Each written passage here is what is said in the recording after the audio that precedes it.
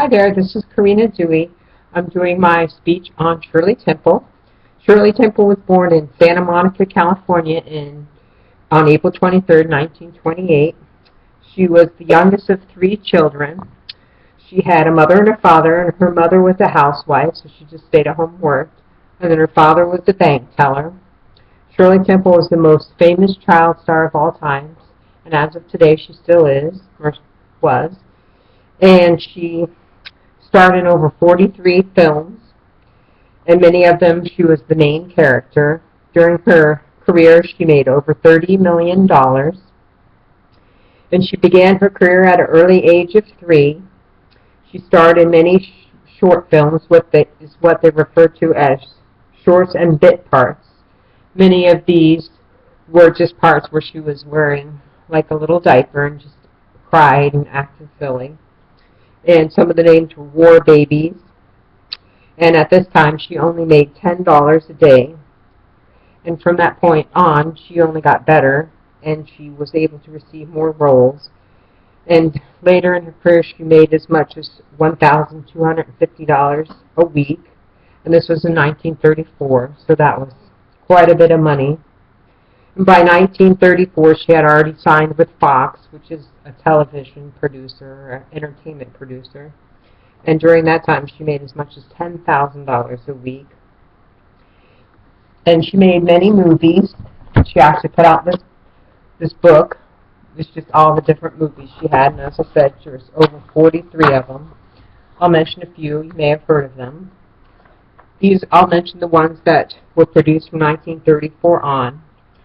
Pardon My Pups was one of her earlier famous ones. Bright Eyes, Little Colonel, Our Little Girl, The Littlest Rebel, Captain January, and Dimples, Stowaway, Wee Willie Winkie. Many movies like that. Like I said, she had 43 of them, where she was either the main actress, not just a side star. Not only was she an actress, but she was a singer and dancer as well. She tap danced. And it is said that she had perfect pitch, which is rare to accomplish such a greatness at such a young age due to the fact that the larynx and the voice box don't fully develop until you're older, so that was awesome. And her first film where she actually hit it big was called Bright Eyes, and it was produced in 1934 by Fox. It was directed by David Butler, and the storyline was actually written for her, with her in mind. And this is where she made that song, where they came up with the song Good Ship Lollipop, on the Good Ship Lollipop, that was very popular. It sold thousands of sheet music at that time. And since that time, she became a very well-known star across the nation, and she was one of the biggest child stars of the time. So they started making figurines and dolls and coloring books and dresses and much more. Here's a doll of her. And also, she started these signature ringlets in her hair. She started that when she was around 3 years old. She always had the same amount of them. Now, the reason why it was so important to have such a beautiful child star during the 30s is because of the Great Depression. That is when basically the economy fell through the floor in all countries for the most part. So it was really important to have a smiling face to cheer up the nation. And people could go and forget about their worries for at least, a couple hours for only a nickel, 5 cents at the time. And she played in many roles that were inspiring and made others feel better. Roles such as poverty, homelessness, and as well as being orphaned. Made other people, not think of their own troubles. They were able to laugh. And she basically trained at a dance school in Los Angeles.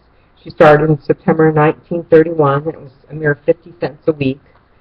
That wasn't too bad of a price in 1931. That's when I said she started her ringlets. And in 1935, she was awarded the Juvenile Academy Award for her roles in Heidi and Curly Top. And she worked with many famous people, included people such as Gary Cooper and Ginger Rogers and Bojangles Robinson. And her father didn't really manage her money well when she was the child star.